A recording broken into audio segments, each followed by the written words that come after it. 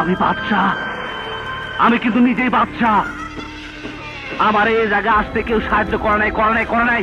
আমি কেন বাদশাহ হয়েছি ও জানে।